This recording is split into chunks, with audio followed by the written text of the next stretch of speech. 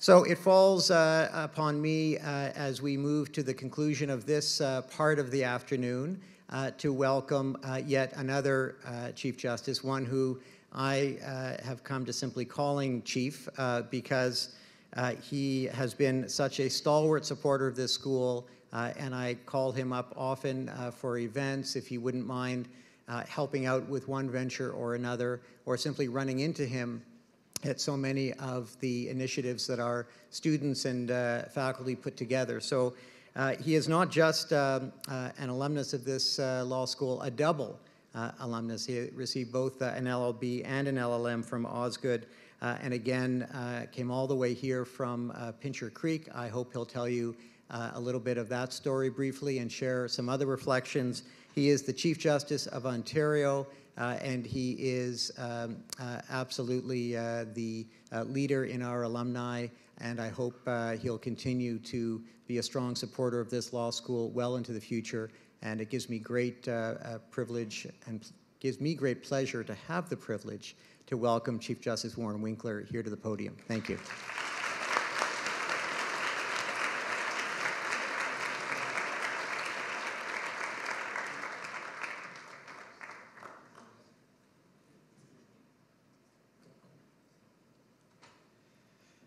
Thank you, Mr. Dean, for that very kind introduction.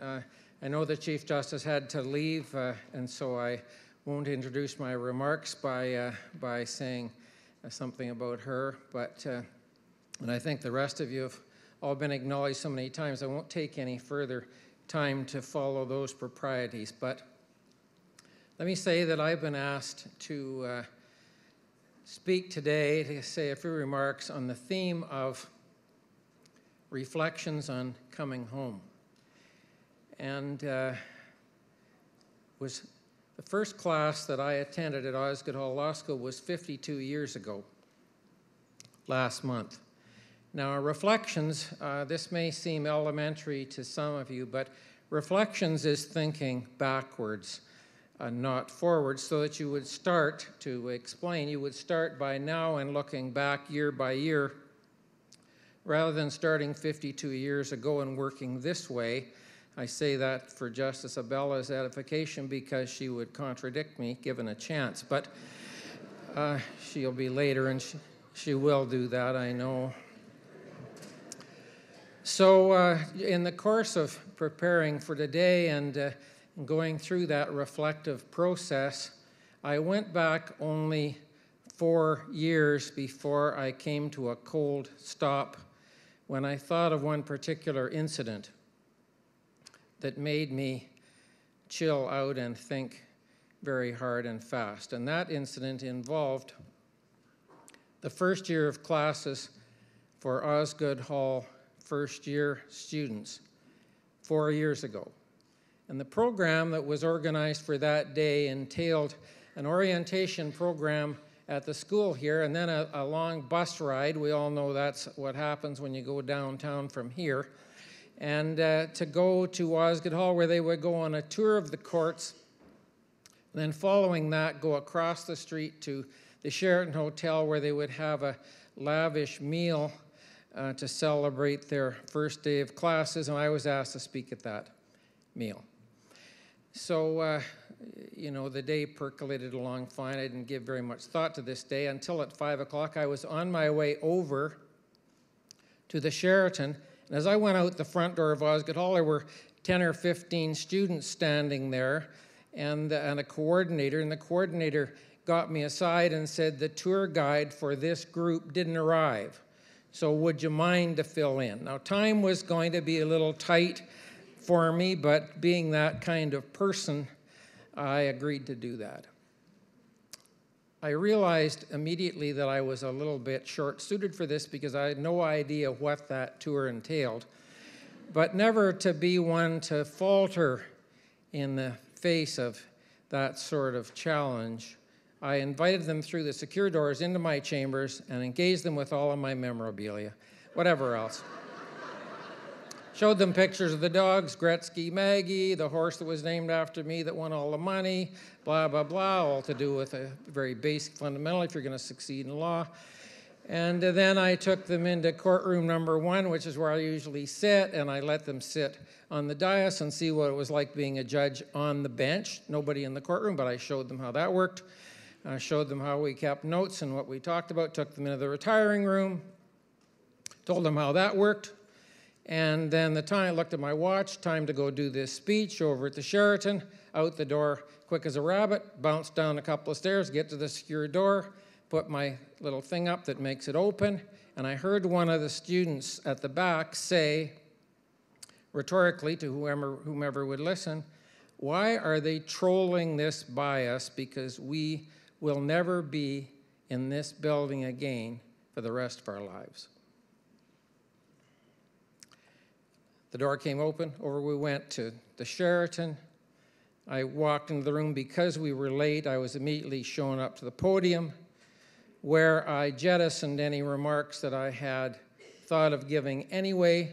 I'm not sure I had any, but I thought I might have had some. I would have thought of something.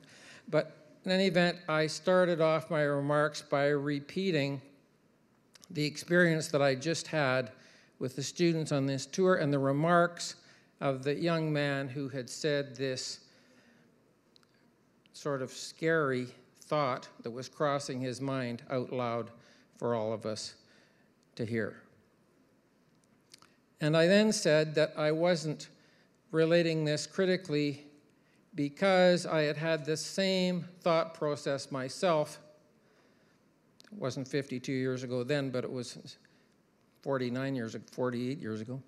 My math's right. So anyway, I said, I had had that same fear and concern that many years ago when I was a student in my first year at Osgoode Hall. And then I explained how I came to be a student at Osgoode Hall.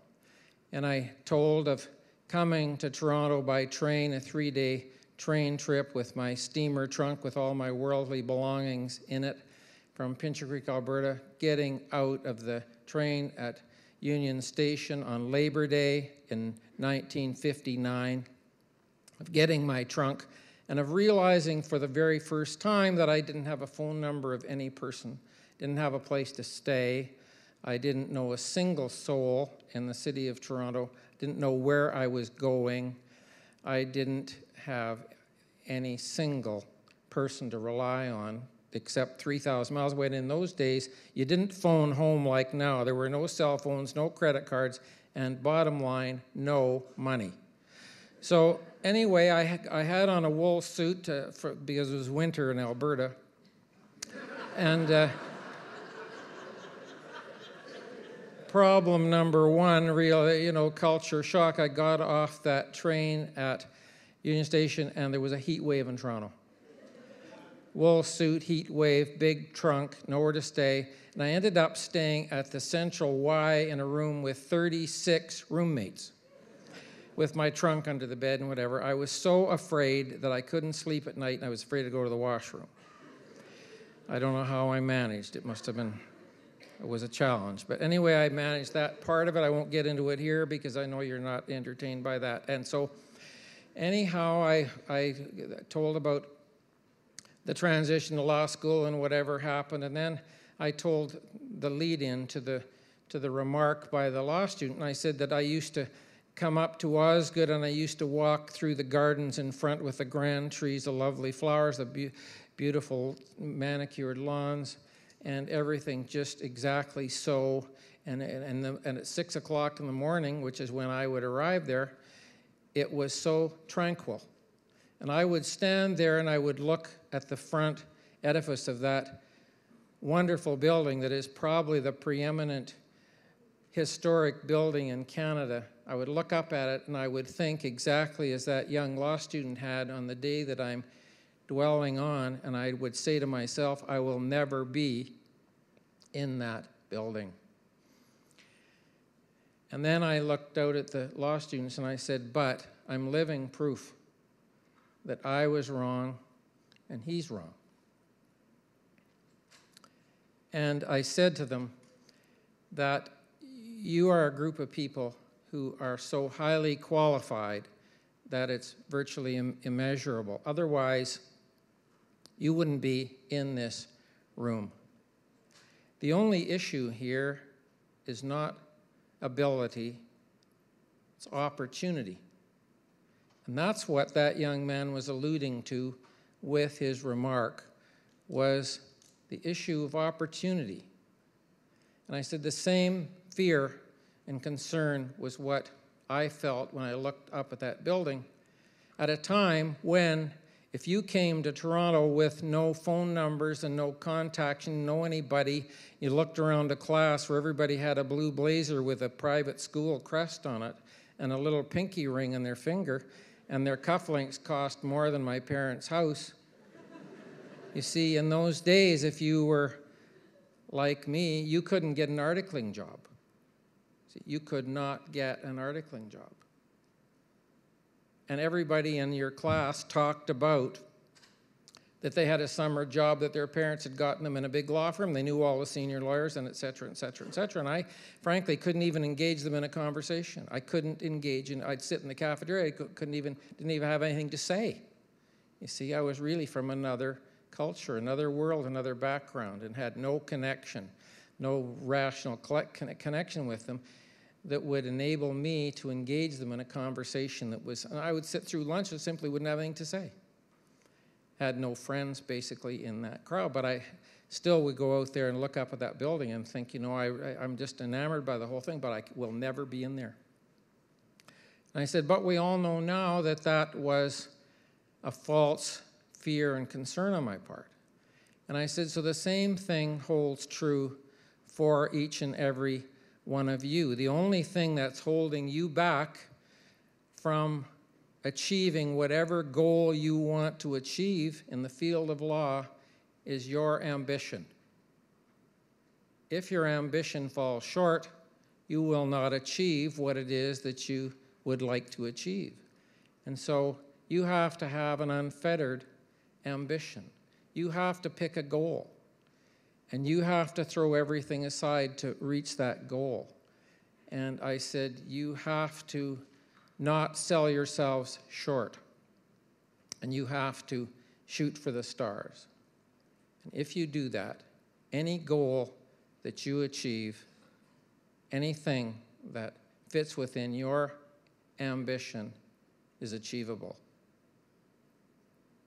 And so I said, I wish each and every one of you the best in your endeavors. You're the luckiest people in the world to be embarking upon this legal education that you're starting on today in your first day. And I thank them for having me there, and I left. As I was walking out of the room through the group, a young man at one of the tables ran up behind me, patted me on the shoulder, and said, excuse me, he said, the people at my table understood every word that you just said. And I said, thank you, and carried on my way. And I saw him pondering and thinking as I kept walking toward the door. And he ran up behind me again, and he patted me on the shoulder a second time. And he said, excuse me, I was wrong. He said, every single person in this room got the message that you just said. And I thanked him again. Fast forward 4 years, and I was welcoming the law clerks, the Court of Appeal, and a young woman put her hand up, and she said, can I just say one thing? And I said, yes, you most certainly can. And she said, I remember the speech you gave at the Sheraton 4 years ago. The feeling then and the feeling 4 years before at the Sheraton, the feeling in that room was palpable. And it was palpable because the message that I was giving to the students, and really I guess giving it again to myself, was one of hope and one of optimism, and one that said, and I hoped reverberated, and it did because that young woman remembered it 4 years later, that opportunity in this country is there for everybody. It's there for everybody, and it's there if you set your goals high enough and are determined enough and committed enough to do your best to achieve them. You can only fault yourself if you don't try. You can never be faulted if you don't make that grade. You can only be faulted if you don't give it your best. First of all, pick a high enough goal, and secondly, give it your best to get there.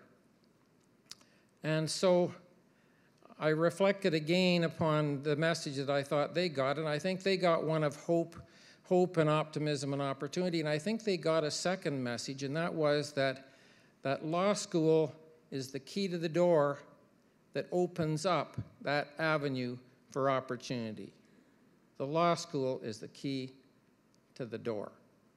If you get through the door, the world opens up, and the world's your oyster, and anything you want out there, if you shoot high enough, if you shoot for the stars, is achievable by you. And so, reflecting back again then, as I have been over the years, and thinking about this conception of what a law school is, I thought to myself, what really does a law school such as this great and wonderful law school, Osgoode Hall Law School, consist of? And I think it consists, first of all, of the faculty. And again, I reminisce here, and you'll excuse me for it, I hope, to tell you a couple of stories now in thinking back over this 52 years and going to the first lecture that I attended at Osgoode Hall Law School. And the professor for that lecture in torts was the Honorable Sidney L. Robbins. And I sat in the front row beside Anthony Cousinotto, who kept the best notes, and I read them over his shoulder and tried to keep up with him, writing his notes into my notes. And, but anyway, Sidney L. Robbins, a freshly minted graduate of Harvard Law School, a preeminent young counsel in the city of Toronto, and I just looked at him. I'd never met a lawyer before. And I looked at him and I thought, this is what a lawyer should be like. This is what I want to be. He was everything that you could imagine the movies would choose from central casting if they had to pick a highly successful lawyer to be in court anywhere in the world. It would be, in my view, Sidney L. Robbins. And so, you know, and he ultimately went on to become the treasurer of the Law Society and a justice of the Court of Appeal, and is now presently 89 years old, a mentor, role model to me, and one of my dearest friends. Another, I'm not going to go through every professor I ever had, because you know, it just take too long, and the day's been going. I came here at 6 this morning. It's been a long time already. But I have to mention one other person, Professor Harry Arthurs. And you know, I introduced this, my experience with Harry Arthurs, by saying that I never really understood the law or what it meant in society until I met Harry Arthurs. I'd already studied law for 3 years when I met Harry Arthurs. Didn't have any idea what the law meant until I met him. Because he told me that, or he taught me, that law comes from the heart. You know, that law is about virtues and about morality and about duty to society, and I mean, the list goes on and on. I could take all day to tell you what it means, but it's, you have to have a feel for the law, and Harry had that, and he passed it on to me, and no one has ever had the impact on me in terms of of the law anywhere near the impact that Harry has. And thank you, Harry, so much for that.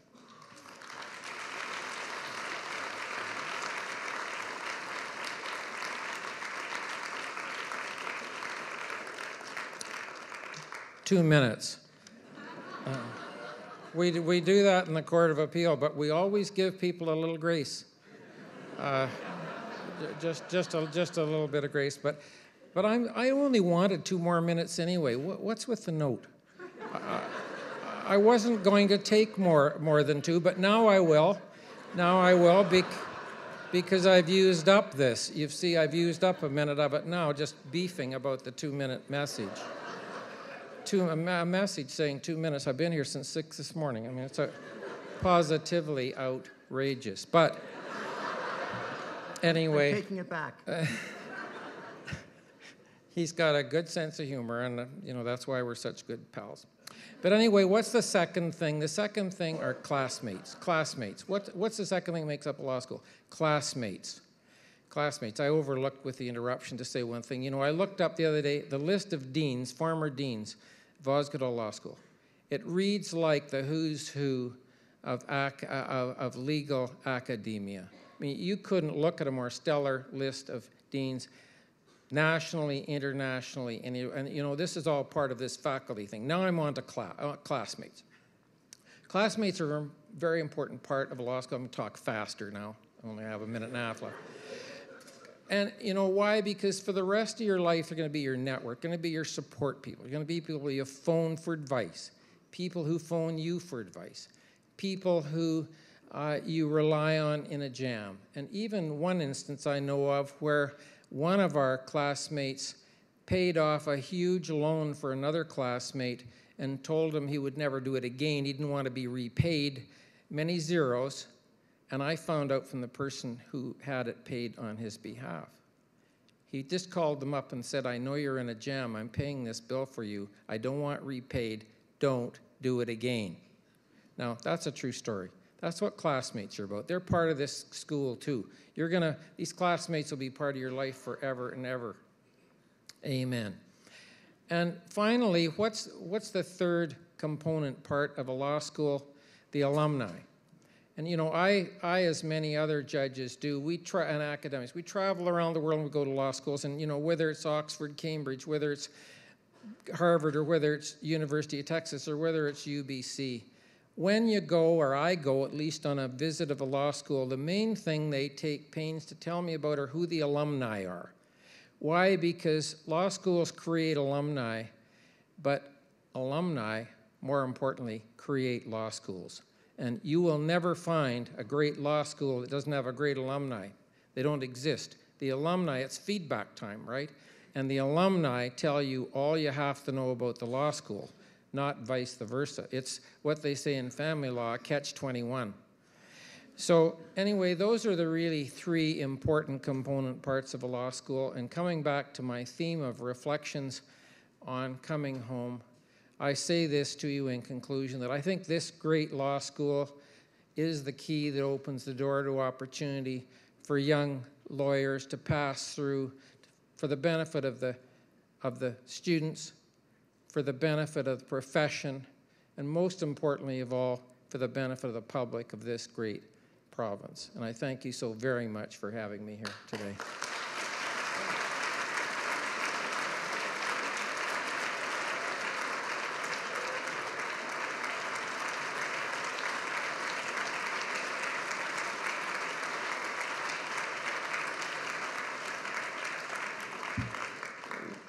I knew that note was a mistake, but thank you so much, Chief Justice Winkler, for those remarks, and of course for being here since 6 and everything else you've done.